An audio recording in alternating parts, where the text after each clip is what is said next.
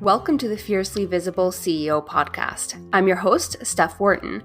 Join me as we dive into how to become a widely in-demand CEO that prioritizes balance between life and business, isn't afraid of making the scary decisions that get you results you actually care about, and unapologetically breaks the rules to build the business and life of your dreams.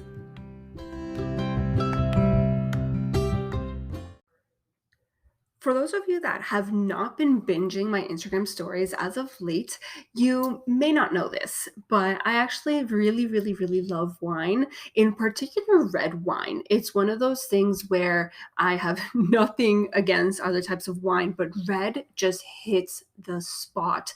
Whether it's a good Cab Sauv or a Malbec, that is definitely top of my list.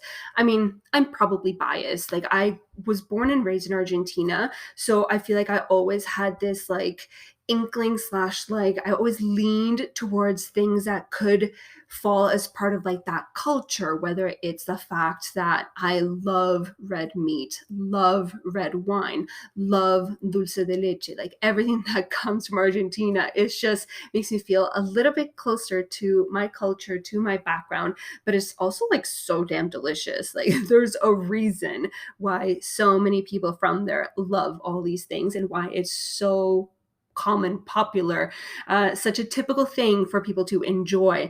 And a big glass of red wine is definitely one of those things, whether it's with dinner, with pasta, with pizza. Even if I'm not having dinner, all I need is a little bit of cheese, a little bit of prosciutto, or nothing. Give me that wine and I will be beyond happy. But all to say, I love my red wine, but whenever we go out with friends, it's this decision that we need to make, because a lot of my friends just coincidentally don't tend to drink red wine. They actually prefer to order bottles of white wine for the most part. So it's this thing where whenever, let's say it's a big group of us, 4, 6, whatever, and the hostess come over and they ask us what we want to drink, and turns out everybody wants wine. So we're like, awesome. If we all want wine, how about we just order bottles? That's going to be way more convenient than everybody paying whatever it is, $11, $15, depending on the restaurant, right? Which is kind of obnoxious for a bottle of wine or a glass of wine, but whatever. So what we end up doing is agreeing to order a bottle. So we go around the table and we're like, hey, what do you want? And there it goes. It goes white, white, white, white. And then there's me and my wife, and we're like, we're like, I would much rather red wine. It's just so much more fuller and flavorful and smooth. Oh, it's just my mouth is literally watering right now just thinking of it. And whatever, it's 2 of us, so we're like, it's okay. You guys can all get that bottle of white.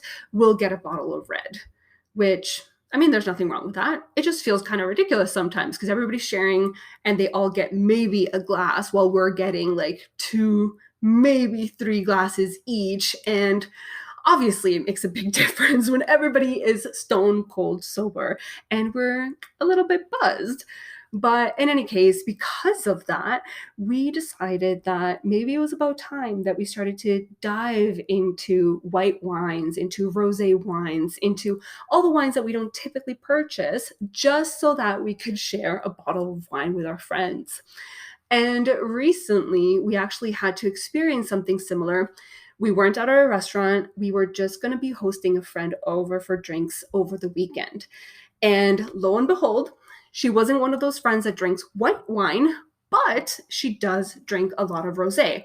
So we wanted to be the best host ever. So we're like, okay, what do we got to do? We got to buy some charcuterie stuff. We need some cheese, some prosciutto, some salami, some crackers, some grapes, whatever. Let's just make this beautiful board so we can all just nibble, catch up, and have a lot of fun. And obviously pair it with a nice bottle of rosé. The problem is that as we've been starting to get a little bit more adventurous and creative with our wine and diving into white wines, we actually haven't experienced enough, / we hadn't even explored / dove into rosés. So now we're sitting there, we go grocery shopping, we're getting all our cold cuts, everything we want. And we're sitting at the liquor aisle and we're like, shoot, I don't I don't know how to shop for rosé wine. Like we're looking at, I mean, it's not even that big of an aisle. It's literally like just like two half aisles. It's like the end of an aisle. It's really, really minimal.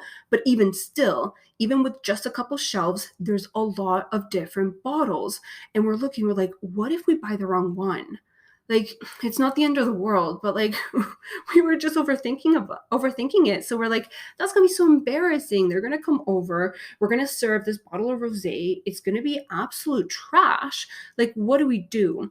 So, this honestly didn't take that long, but within the first couple seconds that I'm looking at these aisles, trying to figure out how to pick the hopefully best bottle of rosé, I look and I see this one bottle. It kind of just stood out for me. Two different reasons. One, the branding was beautiful. However, the branding actually wasn't speaking to me. I don't know if it's because I love my red wine or what it is, but a lot of different white and rosé brands can be branded in a very traditionally girly and feminine way. So they're kind of fruity and they tend to appeal more to typically females who don't really drink that much wine. And that's like their first step, their first like getting their feet wet into the wine world. So when I looked at it, I was like, oh, that doesn't really appeal to me. Like, I want like a strong wine. Like, that's just not my cup of tea. So technically, you would think, okay, if the branding doesn't appeal to you, the type of wine doesn't appeal to you, you're going to walk away, right? But no, I actually sat there because of the second reason that this bottle of wine was standing out for me. And it was that there was a scrunchie on the neck of the bottle. Now, I don't wear scrunchies. However, my wife has started to wear scrunchies within the last couple weeks. And the reason being is she loves to have her hair up in a bun. But when you do that, in order for it to be tight, so that it doesn't like, it's not one of those messy buns. It's like a little like ballerina bun. Like you can shake your head and it ain't going anywhere, right? So she loves those, but in order to make them so tight, the hair ties are wrapped around so tightly that they've been breaking her hair.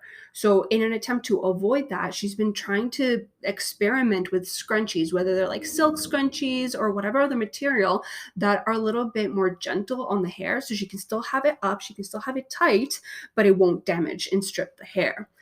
So I looked at her and I was like, oh my God, I'm going to get judged so hard right now because I'm literally picking a wine bottle because of the scrunchie. But I looked at her, I was like, so what do you think? Like, should we just buy this one? Like, are you willing to test, quote unquote, out this scrunchie? Is that enough of a justification to buy this random bottle of wine that I've never heard about and that doesn't quite appeal to me? And she looked at it. She was like, do they have another color scrunchie? And I'm like, what? I'm like, yes, they do. They had, I think, like two different like designs for the scrunchie, I think. And whatever. She goes ahead, picks the one she wants, and we take it home. Now, the reason that I'm sharing this with you is not just because I'm obsessed with wine. It's just not because it was like a funny story, but it just blew my mind how this experience reinforced a tactic that I obviously have implemented myself in my business. I see other people using inside of their own businesses. It's very popular, I would say, but it really solidified the power that it has in getting non-buyers, people who would never purchase either that type of product or that would never purchase from that company, to convert them into paying clients. And not even just paying clients, but recurring clients, loyal customers, like people that are now technically raving fans and love your brand, your business, because of what you've gone ahead and done. And what they've gone ahead and done, I feel like there's a couple things kind of overlapping and embedded through that strategy that they implemented. But the first one that comes to mind for me is immediate gratification. Because when we went to that store to buy that bottle of wine, it wasn't for tonight. It wasn't for the night after. It was for the weekend, which was like a week away. So we were buying this bottle of wine from a brand we had never really heard about before. It was a type of wine, a type of grape that we had never really explored or had any knowledge or insight into. And we went ahead and just put it on a shelf. However, because of that incentive they had, because of that scrunchie, that free item that came with every purchase, we now had experienced this immediate gratification. We were able to use this scrunchie to be happy, feel like we got something out of that purchase, even without utilizing the product we purchased itself. And through that, it also bled into the rest of the experience. When we went ahead and tried the wine that weekend, actually, I don't even think we drank it that weekend. We ended up hosting, we drank something else, and I think it was just the two of us drinking it like maybe a couple days after for dinner. And the wine actually wasn't half bad. I don't know if it was the best rosé ever. I don't have much to compare it to, but it was one of those things where like, huh, I'm like, that's not that bad. So now we had this incredible experience through this purchase, this simple like purchase that you never typically second guess or put too much thought into. Like you typically just like a wine or don't like a wine and you just go ahead, pick it off the shelf, you're in and out. It's quick, it's easy. But instead, we now have this positive experience attached to that bottle. And because we've only bought it once, like, don't get me wrong, I don't even know what the brand of the bottle of the wine was.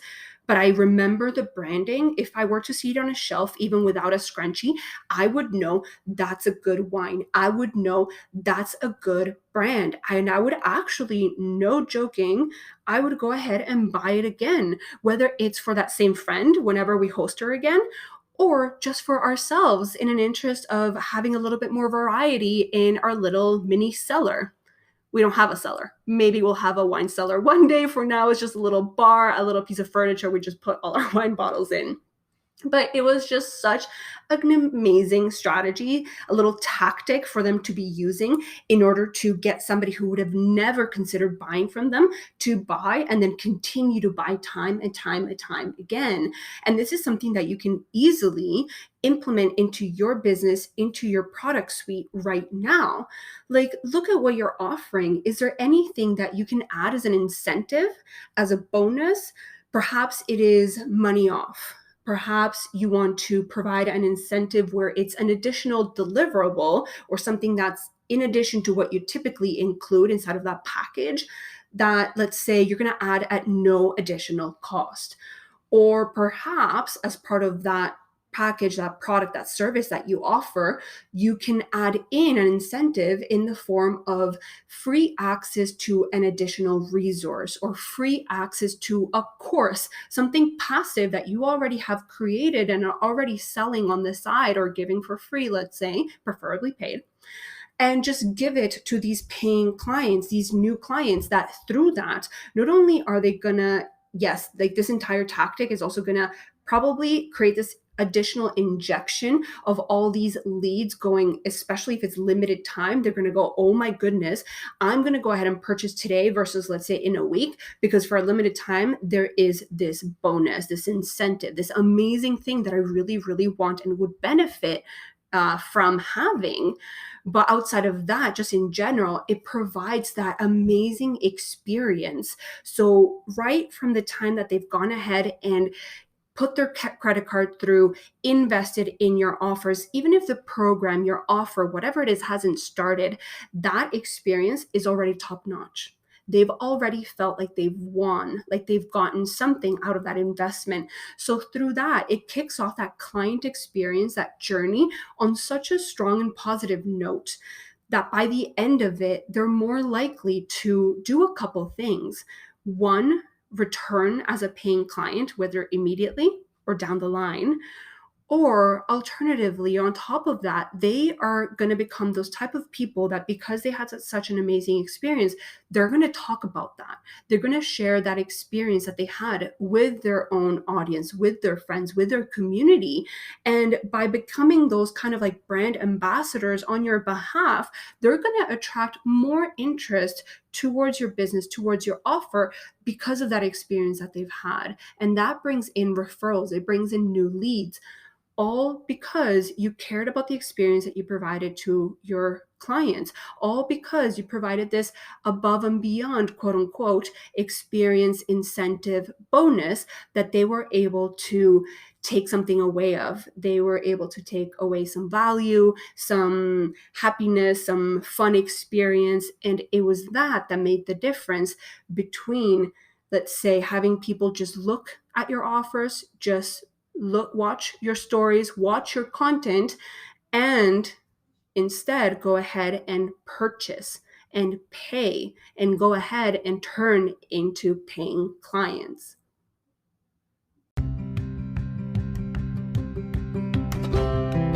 That's it for this week's episode of the Fiercely Visible CEO podcast.